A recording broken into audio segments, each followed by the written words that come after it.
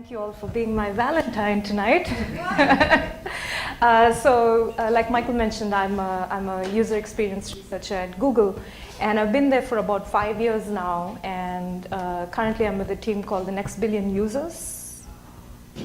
And previous to that, I was at Google Access and in Google.org, Social Impact Division. And I've spent about a decade now looking at design and deployment of technology in developing countries. So today I would like to share with you some of our recent projects in the past couple of years on understanding or designing technologies for constrained infrastructures in emerging markets. So I'll start off by talking a little bit about emerging markets, and then I'd like to share with you 3 case studies. One from a mobile data transparency project in Ghana, another from building one of the world's largest public Wi-Fi systems today in India, and another more recent project on the response to a very severe natural disaster in the South Indian city of Chennai. The internet in emerging markets is on the rise, and if you look at the growth patterns, almost all of the next billion users that are coming online in emerging markets. That's also because the Western markets are by now highly saturated. And the internet has been through an evolution in emerging markets. So what you see here on the left-hand side is a Google Internet bus. And there have been other similar projects like this, like DACnet from Media Lab in the early 2000s, where internet would travel to remote communities. And connectivity would come on and leave with data every once in a while, and there were rhythms around this. And today, this is what you see on the right-hand side. This is from Kibera. This is a slum in Nairobi. This is a gentleman who owns a store, and he's selling second-hand mobile devices, right? There are feature phones, there are smartphones here. And one of the reasons for this democratization of the internet in emerging markets is prepaid mobile internet. And prepaid is where you, as a consumer, can purchase a sachet or a voucher and determine what the amount of data, the cost, the network, the speed, and the expiration of the data. Unlike the postpaid model, which many of us are used to, where our bills get auto-paid at the end of each month, right? So prepaid offers a lot of financial flexibility and control to a user. And prepaid is sold in every nook and corner in developing countries. Here you see these fruit sellers in Accra in Ghana, and they're also selling prepaid sachets. But the thing to note here is that with prepaid comes a lot of decision making and choices on part of the user. One has to determine what their usage is going to be. They have to predict the usage and then purchase accordingly. Let's look at some numbers. The internet, while it is growing throughout the world, is highly unevenly distributed. So in the US, the average speed of the internet is 15 Mbps, and the average cost of the internet is less than 1% of one's income. In Nigeria, it's 3.3 Mbps, and it's about 5% of one's income. In Uganda, it's 1 Mbps and 11% of one's income. So the internet is a highly constrained, expensive, and precious commodity in developing countries. So I argue that what we see from our research is that the experience of being online is highly heterogeneous while it is happening, the growth is happening.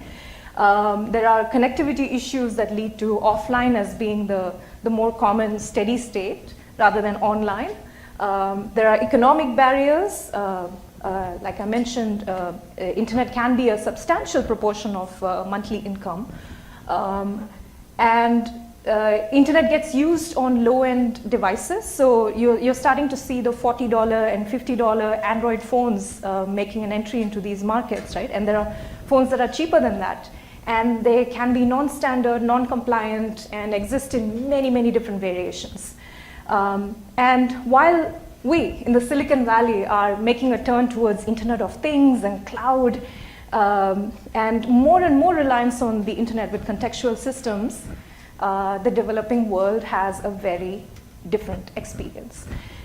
So our notion of ubiquitous, anytime, anywhere, I can always trust the network to be there, doesn't exist. And I argue that this is an unequal experience for people in the global south. To use a term that is getting increasingly used, many of the users are now post-access, right? So now they're online, but the problem is still not solved. They're still having to deal with these various constraints on a day-to-day basis. So the high-level research question that I'm trying to address here is, how do we design for constrained and intermittent infrastructures? And we see from our research that there is a lot of strategic planning on part of users to use the internet on a daily basis. For example, if you want to watch a video, a cat video here, you would open YouTube and play a cat video. But if a user in, say, Mumbai wants to watch a cat video, they have plenty of different options to choose from. One of which may be, does my friend have it? And if my friend has it, is my friend close by, or should I wait for my friend? And when am I going to see them next? Is it worth the waiting? Another option may be, let me watch it online. And watching online may be through mobile internet. Remember, these are mobile first users and mobile only in many cases. That has a cost, economic cost. There may be other options like waiting for Wi-Fi or finding an access point somewhere. And again, that has variations in terms of speed and coverage, and the network may be faster at night, so maybe that means waiting for the speeds to pick up at night. Often you see users torrenting movies at night, and it's like a good morning surprise when they wake up. So as you can see, it's not a straightforward or a single-step process to get to the content. There are many different permutations, and there's a lot of planning on part of users. So I'm going to jump into the projects that we've been working on at Google. The first one is from Ghana, and this is called Smart Browse. So like I mentioned, prepaid mobile data is on the rise in the global south. In Kenya, about 99% of mobile data connections are on prepaid. But mobile data or mobile credit is expensive.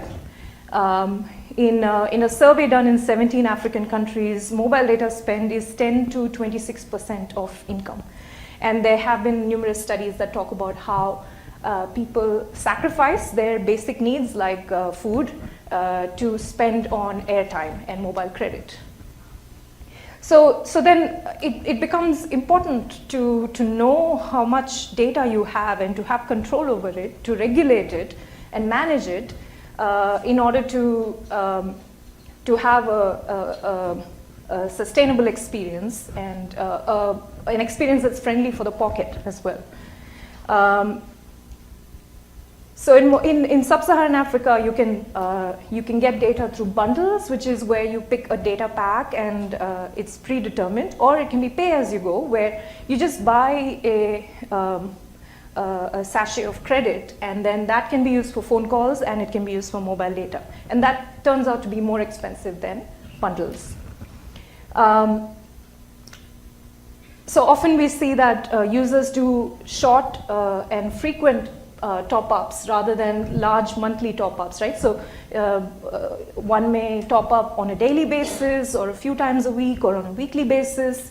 And it's not necessarily seen as an inconvenience because the top-up seller is right across your street or next door to you, your neighborhood grocery shop. So Ghana is a country in West Africa, and our research was conducted in Accra, which is the capital of Ghana. It has a population of about 25 million, literacy of 67%. At that point in time, in 2012, it had mobile penetration of 88%. And so initially we conducted some baseline research in both Kenya, which is in East Africa, and Ghana, on mobile data attitudes, perceptions, and pain points. And we learned that KB and MB, which is the units of mobile of data, are not well understood. They're not necessarily understood anywhere in the world. Most users had faced issues with overspending of data. Suddenly the data would go down and they wouldn't know where it went. And we also see in our research that one common strategy for users is to go to settings and turn mobile data off. And this is one of the first few things a user learns when they go online, which is how to manage the network rather than how to use content. Based on that, we derived some design principles for an intervention that we wanted to develop around mobile data transparency. So we learned that since MBs and KBs are not understood, let's speak the language of users, which is money. And ultimately, data impacts money, right, because it's budget. So we show cost and not data units. Our goal was to increase awareness of mobile data spending so users could make informed choices on what they wanted to spend, because there is a complete lack of transparency on part of carriers, and it's impossible to read your mobile data expenditure. And to protect users from overspending, and to allow users to top up mobile data easily. So we built a few features. So as you can see on the top of the mock-up, we have a balance bar which shows you how much your current balance is, and a balance is what you have left right now. And we show it in money, which is Ghana CD. And we also show page cost. So when you search on google.com, as part of this experiment, when you searched on google.com, you would see results with an estimated page cost. So then you can decide if you want to go or don't want to go to that website. And again, this is in cost. We built an online top-up page to make top-ups easier. So to add some context here, usually top-ups or your balance is checked through a very complex numeric sequence called USSD. It can be a 16-digit number, star, followed by more numbers, and it goes on. So we tried to simplify that. And then we had a feature called Smart Alert, which is like an interstitial pop-up before going to expensive web pages. And you as a user can decide at what amount it pops up. So we ran some user studies in designing the system, and a pilot study before we deployed it. And then for 3 months, we deployed Smart Browse in the field in the University of Ghana in Accra with students and some staff members. And then we followed it up with a post-trial to see what was the lasting effect of the intervention, or was it just during the period of the intervention. So this is University of Ghana, and it's actually one of the most prestigious schools. Numerous presidents have come out of this, Ghanaian presidents have come out of this school. It's liberal arts and a large university. So we divided, we had 299 participants. We divided them up into control and treatment. Control would have the regular internet experience, and treatment would have Smart Browse, right, with balance bar, page costs, the pop-up, and so on. And we tried to balance across. This is 2012. Internet was still not as, it's still, today it's still not common. It's still about 15% or so, but back then it was a very new experience for many people. So we tried to get a balance of non-users, prior non-users, and prior users, male, female, gender balancing, and different demographics. By the end of our trial, we had a few phones stolen, and some dropped out of the study. So we set up a fairly complex trial where we hired some students. I won't go over this too much, but basically we had a support hub on campus to address issues and to do interviews and surveys and so on. So we'll skip over this. So end of 3 months, we've been doing qualitative and quantitative research. So we do interviews and surveys, but we're also looking at logs and able to compare between the two control and treatment groups. And what we saw was that smart browse users had similar or slightly higher satisfaction compared to those with a regular internet experience. And both the groups regularly use their mobile phones. So I should note that we gave out smartphones with data and for the initial period, and then our participants could purchase mobile data. So we were able to keep track of the cost and the expenditure of the data. So they had their own personal phone, but they also had the smartphone, and the smartphone was the internet phone for many. What we saw was that smart browse users went online more often and spent less than control users. And for example, 55% of money saved among smart browse users was due to smart alert. So they wouldn't expect to see smart alert as a pop-up. They wouldn't expect to see it, and then it would show up, and many would hit back on that at that moment. And we also saw that overall, because we were keeping track of costs, since we were selling the top-ups, we could see that smart browse users spent less money. But what was really interesting was completely new mobile data users, that is those who had never used mobile internet before, experienced much greater benefits. So they were able to spend a lot less than those in the control group. And we also saw that male users spent more than female users, because a lot of the male users would go to soccer websites or bandwidth-heavy resources. And throughout the intervention period, we monitored and assessed cost awareness. So at regular periods, we would check to see what's the understanding of how much different types of resources would cost, like Wikipedia or Google Images or Facebook, for example. And we saw that the awareness that is around the education had improved for those who had used smart browse.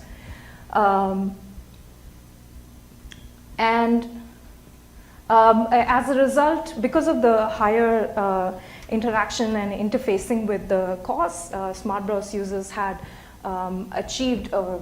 noted to achieve a lot more control over how much they were spending, and felt,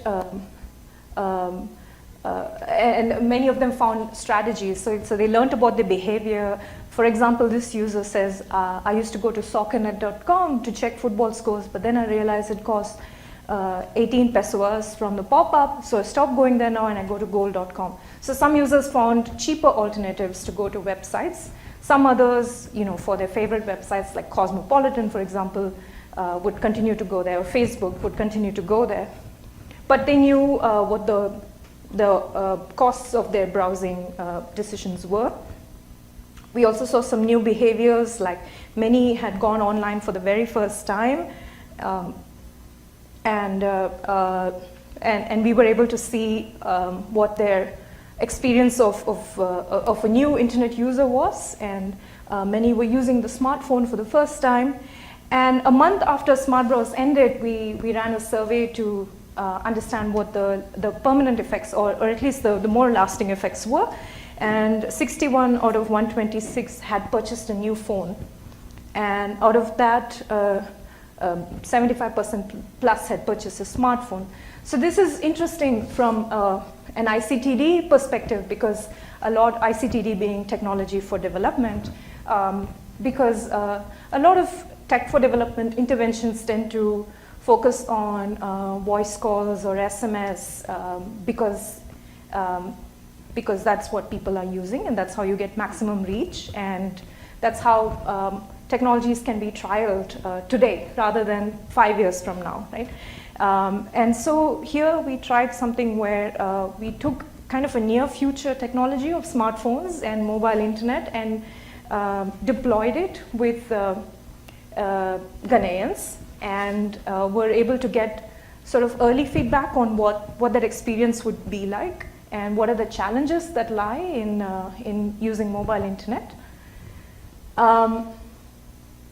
So to summarize, Smart Browse led to increased cost awareness, informed spending choices, helped many users stay in control of their spend. Some even switched their carriers after they used the product, since they were able to compare and see how much more expensive and how much more money they were paying for their mobile data. And this is interesting because price transparency allows new mobile data users to have a better experience and a more regulated or self-regulated experience online, making it more manageable. And as the internet starts going down the economic pyramid, price transparency becomes more important because it is that much more important for users to know how much, where their data is going and what to do about it. So with that, I move on to public Wi-Fi in Indian train stations. So this is an ongoing project. So if you go to India and to one of the train stations, there's a good chance that you may find a Wi-Fi. So this is with the Google Station team. So that map that you see there is Indian Railways network. It's the third largest rail network in the world, and it has a footfall of over 20 million people per day, right? And it is what's interesting about Indian trains or railway stations is that the trains tend to get used by a wide variety of social classes and economic classes. So in one train, you will find people without a ticket, people with very low cost tickets, people who can afford air conditioning, and different classes of air conditioning. So all of them traveling together, right? Compartmentalized. Google entered into a partnership with RailWire, which is an internet service provider. And RailWire already had fiber running through India's train stations. So we partnered with them to set up the Wi-Fi and to provide a user experience for the Wi-Fi. And I should note that these are not the city trains, these are long distance trains. And there are many long distance trains that go through the length and the breadth of the country. So that's great, but how do we design a public Wi-Fi experience that can serve India's very diverse demographics? For that, we also wanted to know what is the understanding of public Wi-Fi in an emerging nation like India. So we did a lot of research, just to give you some context on public Wi-Fi in India, again, because this is a mobile first nation, most users have never experienced public Wi-Fi. And today there are about 31,000 hotspots in the country, according to one estimate. Public Wi-Fi is becoming a very important initiative for nation building in many different parts of the world, but particularly in India, it's sort of become a poster child for access initiatives with the Indian government's Digital India program, but you also see Google's effort, you see Facebook's Express Wi-Fi, you see Microsoft's TV White Spaces, and many more. One thing to note here is that since there were some terror attacks that happened in 2008, and since then the government regulates a policy known as Know Your Customer, or KYC, where in order to get any public internet access, one has to verify their identity. And one way to do this is through a system called a captive portal. And a captive portal is sort of a window that, if you go to your airport and try to connect to Wi-Fi, that's the window that you see. It lets you agree to the terms and conditions and then allows you to access the internet. But in India, for the captive portal, one has to enter their phone number and then receive an SMS with an access code, and then that code is entered back into the captive portal. Seemingly simple, but deceptively so, and I'll get into that. So as part of our research, we did research throughout the country. We did a lot of upfront research to inform the intuitions and the design of the product. And of course research as we develop the product, and now we are doing evaluative research now that this Wi-Fi is now in, I don't know the current number, but 110 plus stations in India. And we went to a mix of large towns and large cities and smaller towns to get a sense of the demographics. And keep in mind, because these are long distance trains, you can find passengers that are from another part of the country in any of the given stations, right? Because they're passing through, they're changing trains are delayed, and so on. So despite Wi-Fi being very new, it's a nascent phenomenon in the country, what's really fascinating is that most people that we had spoken to had heard about Wi-Fi, but most have never experienced Wi-Fi. So in India, out of 1.3 billion people, 20 million households have broadband. And that's, even if you assume 4.9 per household, that's less than 100 million people have broadband access. And broadband in India is defined as 512 kbps. So most have never experienced high quality, high speed internet. But again, the thing to note here is that most have heard about Wi-Fi but haven't experienced it. So they come in with a lot of perceptions and conceptions around Wi-Fi. A lot of the, even though Wi-Fi is a new technology, the perceptions or the mental models that are created around it are actually influenced by the prior technology cultures. So Indians have had mobile phones for a long time, feature phones primarily. So Bluetooth actually influences. Bluetooth is a network and Wi-Fi is a network, and so there are carryover associations that are made between the two. And of course, social norms and secondhand experiences, which is my friend had this experience, and I know of somebody who had this experience, so I'm assuming that is true. So many of these conceptions were positive, but many more were actually negative, or questions that led to a pause before connecting. So it's not that, oh, there is Wi-Fi and there's like a flooding of people that want to connect to it, but on the contrary, there are a lot of questions that were being raised. So the Digital India program is a nationwide initiative to provide access throughout the country, and what's interesting in many emerging markets is that technology is a part of mass media, right? So you would see apps and software being advertised in newspapers or debated in TV shows. They have a lot more visibility in the public sphere, and Wi-Fi is one such phenomenon, right, which is discussed in TV, and many political parties promise Wi-Fi for the nation or the state. So it's sort of a political plank, as part of a promise if a party comes into power. So again, there's a lot of visibility around Wi-Fi. We also saw that as part of this captive portal experience, where one has to reveal their phone number and receive an SMS, when we spoke to women, we heard a lot of concerns. And the concern was mainly around revealing personal identity. And in India, the context here, or in South Asia, harassment is a common experience worldwide. But in South Asia, there's been a lot more public consciousness around sexual harassment since the 2012, which you may have heard about, rape incident. And there are the consequences for online blending into offline.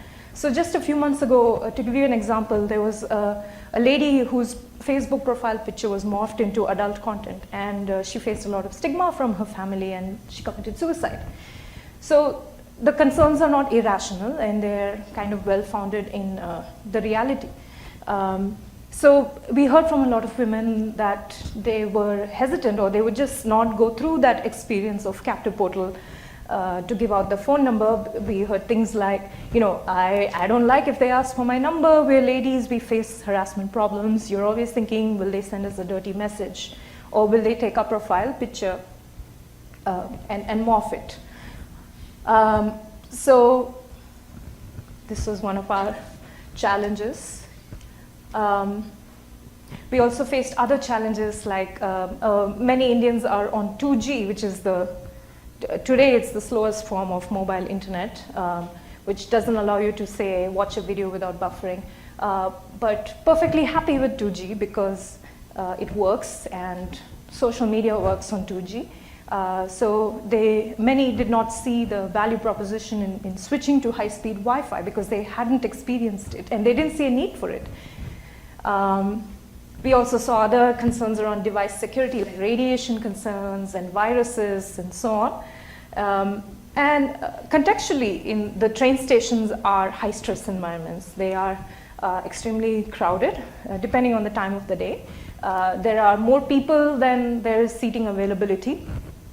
And a passenger is constantly flooded with information through many different modalities. There's audio information on trains, there's displays like this, and then there are people, right? The bookshop owners or soft drink sellers who also act as information hubs for knowing when the train is coming, which platform, and so on.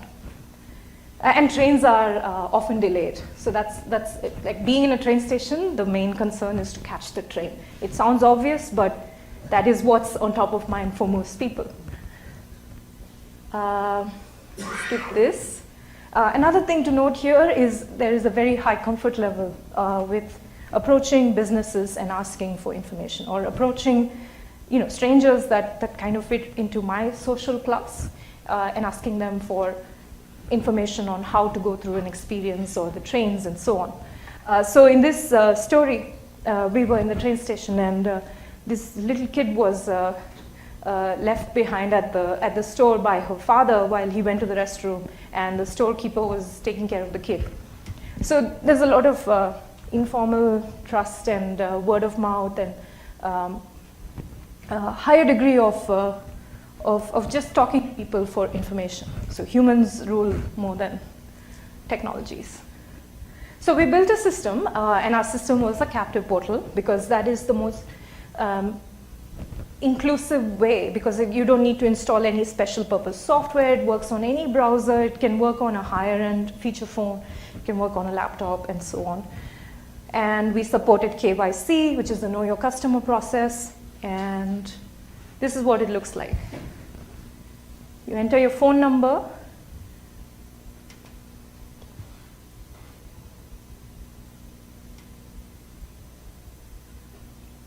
Hit receive SMS. And then you get an SMS with the OTP code. It's a one-time password code.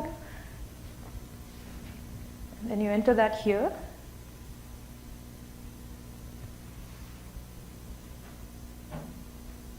And you're online. Very simple, but a lot of issues. So we learned, to get to this stage, we did numerous iterations in the field and rapid iterations as we were learning from users. So for example, we have marketing material that teaches users, and remember, most have never experienced Wi-Fi, right? So this was their first time logging into Wi-Fi. Marketing material that said, go to your browser and type this URL. And many of our participants were confused as to what is a browser. So then we figured out that actually having a URL was allowed them to associate that with a browser rather than using a technical term like browser or Chrome or whatever it may be. So we say railwire.co.in. Often there are failures, right, in any connectivity stage. And so we had visual failure pages like, oh, I missed my train. So again, you have to design for a wide variety of literacies, right? There are those who have never been to school, those who have dropped out of school, those who have a degree, and across a wide variety of languages. Speaking of which, we have local language support. As you can see on the very top, we have built in a language picker, and instead of a drop-down, we have a horizontal display. That's because most of the drop-downs don't work, and here one can see which language is their language and choose it. And then the safety issues, right, around personal data protection and privacy and so on. So we say explicitly your number is safe with us, rather than linking to terms and policy, which is a lot of jargon. And our FAQ is actually based on user questions from the field. So we got questions like, who's giving me the Wi-Fi? What are you going to do with my number? How are you going to store it? And those are exactly the questions that we're answering here. We took safety as a first-class citizen and as part of our design experience. And then resource light, right? So we don't have a lot of images or a lot of high bandwidth resources. And it had to work across, again, a wide variety of phones. Phones are not the fancy iPhones or the Nexus phones. These are, $40 phones can come in any shape or form. So it had to work across. We did a lot of testing on hardware and making sure the design worked according to the phone screen size. And then we also had images to signify that this is part of the railway experience, for example. And we got a lot of feedback on the image. That was the starting image, the image on the left. Basically, it's a train station and you have people sitting there. But we got a lot of feedback like, why is everybody sitting on the floor? That's not, I don't want to be sitting on the floor. Where is the platform? Is this a village? I'm not from a village. It doesn't feel like this is my experience. This looks like people from North India. I'm not from the north. So then we, such a simple, seemingly innocuous part of the experience is scrutinized. So we took all that feedback into account, and we had diverse characters. We had a blend of urban and rural. We put a platform, and we tried to get a pan-India representation, which is actually difficult. And because of the high reliance and trust on the station businesses and human-to-human contact, we have intermediaries. These are Google station agents who wear the t-shirt and go around teaching people how to connect to Wi-Fi. And they're actually a big part of the system now. So station launched, and that's our Indian Prime Minister in the middle, and and today it has 5 million monthly users, and it's growing. And we have 15,000 daily new internet users. That is, those who have never used the internet are some who have never used the internet are using it for the first time. And the goal is to advance to 400 train stations. And we have done some evaluative research on how the experience is being understood and used, and what's the impact. And we see that a majority of our users are students, SMBs, and the informal sector. Most in a station had 94% had heard about the Wi-Fi. 72% hear about this through word of mouth. So although there was media and everything that picked up, it was through word of mouth. My friends told me, you're going through the station, there's going to be Wi-Fi there. And this is again a common factor across emerging markets. And in our survey, 4.5% had connected to the internet for the very first time through Wi-Fi. Okay. Most of the activity this is the Quads rated this India's highest quality Wi-Fi network. So most of the activities are about acquisition of rich internet content. So there's a lot of downloading, there's a lot of torrenting and video streaming and so on. And it's sort of an offline and go experience. So you go to this rich access point, a high bandwidth access point, and then collect all the content and consume it later with your friends or on the train ride. So we're still learning more on that. I'll move on to the final project, which is the 2015 Chennai floods. So Chennai is a city in South India, and that's my hometown. And in December 2015, there was there were 2 phases of heavy flooding in the city, and we captured the response to the flooding and how, as a very large developing city, the city dealt with its own issues in crisis response. So this was a collaboration with Vaishnav Kameshwaran from University of Michigan and Jay Chen from NYU Abu Dhabi. So in November, December 2015, there were 2 heavy spells of rains. And one of the spells was the highest level of waterfall that the city had faced in 100 years. And it didn't just affect the city of Chennai, but it also affected basically 2 states in South India. What exacerbated the flooding experience was that a reservoir had filled up and the gates of the reservoir were opened. And most citizens were not aware that it had opened up. And overnight, this happened overnight, most houses got flooded and the water reached up to the ceiling. And over 500 human lives were lost as part of this disaster. And the city drowned, because Chennai is a coastal city, the water flows through the city into the ocean, and it brought along sewage and other effluents with it, and all of that entered people's homes and office areas. And 2 spells of rains, but during one of the spells, electricity was out in 60% of the cities. And because electricity was out, cell towers were out because there was no backup power. And basic needs like water supply, medicine, food, fuel were cut off for a majority. Hospitals, airports, mortuaries were shut down for several days. And because this was happening in the south of India, initially there wasn't any national media coverage, so it was only the regional media that was covering all the news. And for me, as someone here in San Francisco, I was getting my news through the regional media. It took about 2 weeks for the national media to step in and start covering the event. So we conducted research in Chennai.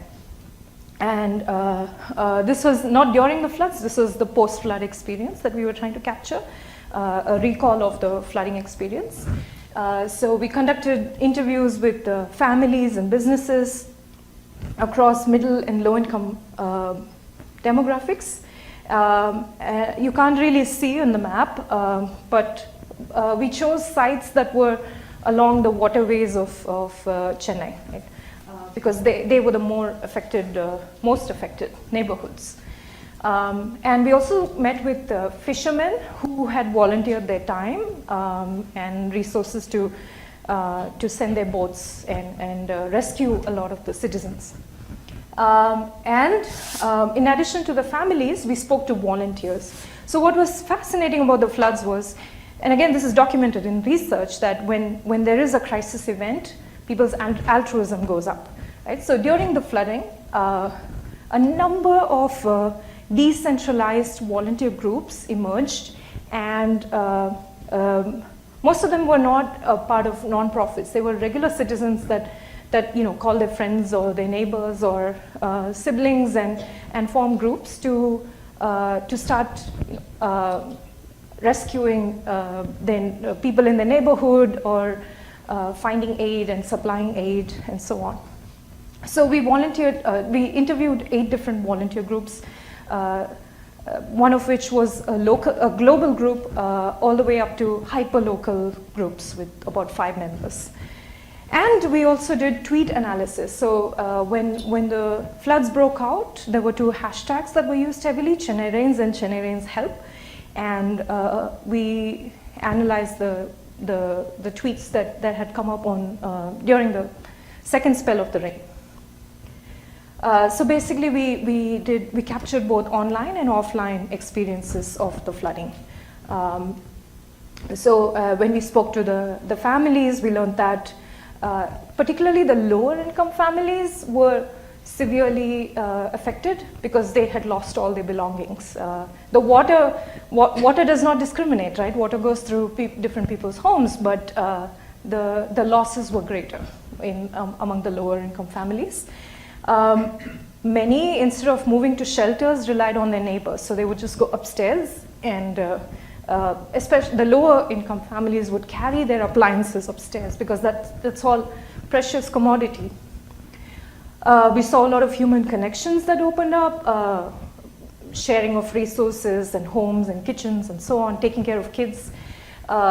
Many livelihoods were lost, especially businesses that had machinery, because all of that was gone overnight. After the floods, the government provided some financial assistance, and we heard on the ground that not all the families had received it, some did, some didn't. So this picture is one of our participants pointing to the water level that had, so you can see the car was submerged, could have been submerged. And what's interesting is because Chennai has, or India has infrastructural constraints of various forms, electricity, internet, etc., there is a high resilience with low tech and switching to backups or analog forms, right? So when the floods had happened, many of the families switched to candles and radios powered by batteries, and the radio stations became one of the organizing hubs. So because there were a lot of viewers, you can't watch TV, but you can listen to radio because it's battery powered. So what we saw is that in a developing context, at least in this case, it was easy to switch to a low-tech environment, which may not have, if I lose power, I don't know what I would do here. So like I mentioned, there were a lot of decentralized groups that had emerged spontaneously with very little coordination across them. And basically this was someone in a group saying, hey, let's do this, and it snowballed into something bigger. And decisions were made based on who the groups thought was most deserving, and they would go out to, for example, the slum communities in a neighborhood and help them out. The Tamil diaspora, that is, Tamil is the language, the diaspora from the state played a key role in collecting funds and we looked at the tweets, and the top 5 countries that tweeted were UAE, USA, Saudi Arabia, UK, and Oman. And the Bay Area had a number of restaurants that had donation drives as part of this event. There were round-the-clock responsibilities that were created because the groups were distributed. The groups that were awake during day hours would then pass on the responsibilities to the groups that were awake in another part of the world to coordinate. So one of the key tools that was deployed was a Google spreadsheet, which was used to collect aid requests, aid needed and aid available. And that there was a whole Slack community that formed around it, and there were flows, ebbs and flows of activity around that. Like I mentioned, most of the city lost power and internet. And the main technology activity was around verifying and sourcing the relief requests. That is, does this person truly deserve aid, and have they received the aid that we sent out to them? And there were a lot of non-standard solutions. So the tools that were used a lot were social media tools, because that was what was already available, WhatsApp, Facebook, etc. And that was used to coordinate and mobilize resources. The few areas that had power became the hubs of activity. People gravitated at great peril in many cases, because you can't even see the depth of the water. This became an offline first environment. Paper played a huge role in surveying and in documentation and in keeping track of requests. And this is a to-do list from one of the volunteers. And we also learned that aid requests were often false. There was a verification problem, which I'll get to in a second. One of the groups created a very sophisticated way of disbursing aid by parking a van, and because they saw that there were a lot of people that were flocking and said, oh, I haven't received aid, they moved the van far away, and they would mark their, so this group decided to not do it for one day, but to do it for 30 days, so get to different parts of the community. And they would create a unique identifier on any of the aid items, which could be rice, could be buckets, clothing, and so on. And they would send out volunteers to go into each home and verify if there was any unique ID already in the home, and then they would take a picture and then come and collect their aid. So some very sophisticated systems emerged overnight in the face of the floods. So what was really interesting is the government is not really online, and so there was a lot of fake information. As with any flood or any natural disaster, there was fake information floating around. For example, crocodiles have come out of their enclosures because of the rising water levels, and now the city is flooded with crocodiles. And there were other fake news items like tsunami alerts, and NASA says there'll be another round of flooding, and so on. So celebrities played a huge role in the content verification and filtering. We looked at the 50 most influential accounts that used the two hashtags. 26 of the 50 were celebrities, and these were film stars, these were cricket sportsmen, and so on. And for context, celebrities play an important role in the South Asian culture, often idolized and influential in lifestyles and aspiration and so on. So the celebrities would take the tweets and then add a hashtag verified, and then they would send it to their followers, and that would then get retweeted and so on.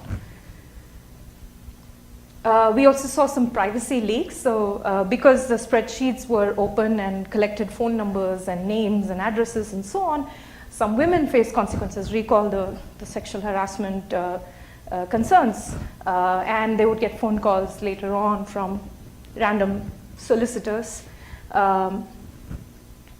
What we also saw was that when we looked at the tweets, the areas or the neighborhoods that had tweeted the most were the high-income neighborhoods. And those that were most affected were the low-income neighborhoods. And so the information that was being propagated on this, on the Twitter medium was not really reaching those who needed it the most. So the circles you see are the tweet bubbles or the areas where tweets came from, and then the dots are kind of where we did the field research. This is the lower income neighborhoods. And when the gates were open, the reservoir gates, that information went online through Twitter, and of course it did not reach. Again, India has 15% internet access, and most of which was down. And there was a lack of coordination with any government channels. A lot of the decentralization was great, but at the same time, there wasn't any coordination across the different groups, and of course with the government, because at the end of the day, for some of the more intensive emergency needs like airlifting or fire, you do need government services. So we saw swift and gap-filling responses, but there was a lack of a standardized interface because people appropriated whatever was available to them. This is not a time to install an app, right? It is, you use whatever you have, which is word of mouth or telephone lines if they're working, or social media, working with existing limited resources. So it seems like crisis technology can, particularly in developing countries, has a lot of opportunity to think about, to borrow from tech for development, and to think about resilient and intermittent and offline environments and how to work among those environments. So with that, I'm towards the end of the talk. So from the various case studies, we see that infrastructure is intermittent, it's constrained, it can be expensive. It's never a given. And the network is top of mind for a lot of internet activity. And today when we launch software, it's as easily done as pressing a button, and it travels throughout the world, right? But it's important to think about those who may be using it on the other side of the world or in different parts of the world. And designing for 2G, designing for offline and intermittent connectivity, where today, as you're traveling, you may have internet and then you may lose internet, or you may not even be traveling and you may lose cell coverage. The importance of usage transparency, where we don't take for granted the bandwidth resources and the financial capability of users. And some strategies here could be like pre-caching of content so that it's available when there is an infrastructural breakdown or lack of it. And also using human-friendly data language, which is not MBs and KBs, but speaking to users in their own terms. So collaborators that I end the talk. Any questions? Yeah. Thank you.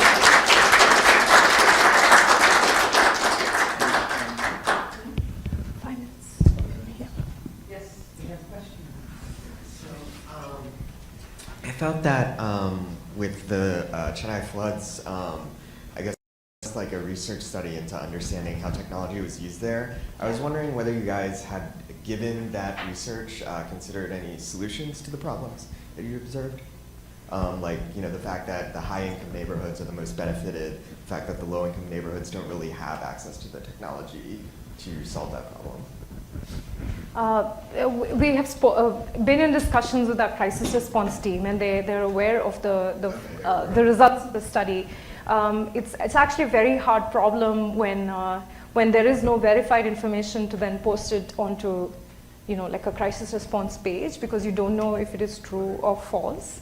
And that may have real implications for people, right?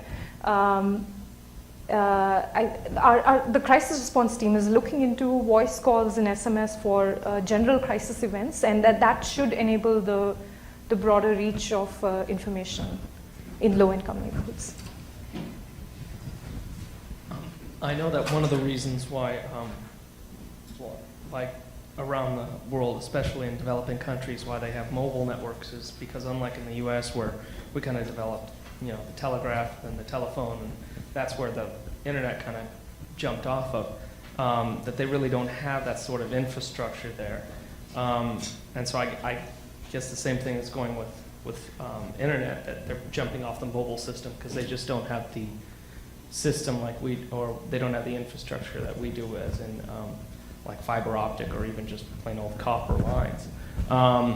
Do you know if this is going to be, like, if this system that you're talking about, if this is going to be, like, say, as a kind of a stopgap until they can put that infrastructure in, like the fiber optics and and maybe just the plain old copper? That's a good question, and I'm not sure if I have the proper answer to that, because that's an infrastructure question. So copper and optical fiber are very expensive, right? And that's one of the reasons why you only see 100 million people having access in a 1.3 billion country. The trend seems to be pointing towards mobile data as the growth, right? So it's, even if 2G is currently popular, many markets are moving towards 4G, not even 3G. And for example, in India, there's a new carrier called Jio, which is subsidized, basically giving 4G plans for free for a limited time period, and that has caused a major disruption in getting mobile data users towards these high-speed networks. Public Wi-Fi is another area. So, like I mentioned, it's seen as access for citizens, right? So subsidized or paid public Wi-Fi by the government or by industry is also seen as a supplementary method to mobile data, but I'm not sure about home broadband internet as the future, because that's expensive. I was very interested in the scarcity of data and the price of it as being a central feature in all of these. Did you have similar experiences with battery life? You mentioned that during the floods that became a scarce commodity, but is that something that's on people's minds at other times as well? Yes, because a lot of the low-end phones tend to not have great battery life, and also against the broader electricity infrastructural context, electricity is again not a given, right? Many, especially rural households, tend to not have power throughout the day. Parts of, for example, East Africa have charging stations where you charge your device and you pay money for that. So battery is a constrained and expensive resource, and often you would see tools to help elongate the battery life on most devices, like battery savers. These are some of the top utility tools, are some of the most common apps on smartphones in emerging markets. Hi. So you talked a lot about consumers optimizing their costs. Yes. Did you see any particularly successful strategies in producers in reaching the consumers who optimize their costs? I can talk about some Google examples. For example, YouTube, which is a bandwidth-heavy resource, is now launching a product called YouTube Go, and this is public, right? And YouTube Go allows you to offline videos, such as download videos, which is a common practice in emerging markets, to download content so that you can consume it later or share it with your friends, right? Because you pay for it once and then you can keep reusing that content. We're starting to see examples like that, where offline is a common strategy, or pre-caching.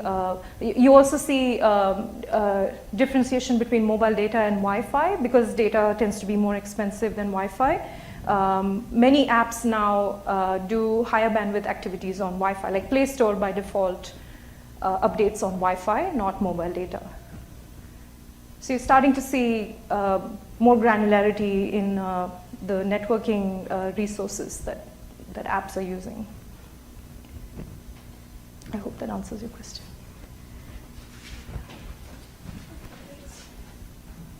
This was really interesting presentation, so thank you for sharing that. I wanted to ask about some of the learnings, if you're able to apply it to the US, because we've had very similar problems in the company that I was working at previously. But the problems, like with the bandwidth and all of that with schools, especially schools in low-income neighborhoods, et cetera, et cetera. But then there's the red tape of the government of trying to work with. I was just wondering if you found it, if you could apply these things to what is happening here as well. Or if it's more like, the focus is more on the emerging markets outside. Yeah, that's a great question. And of course there are pockets of poverty throughout the world. It's just, it's a different experience in different parts of the world though. What we say is that if you build for constrained infrastructures or constrained budgets, or if you build for diversity, that makes a globally superior product, right? Because then it can be, a product that works offline is actually great for me in San Francisco, because often I don't have network at home. The design decisions that we make are not just about people in developing countries, but they end up scaling throughout the world. There's no more questions. We'll say thank you so much to Nithya. Thank and have you. safe travels. Thank you.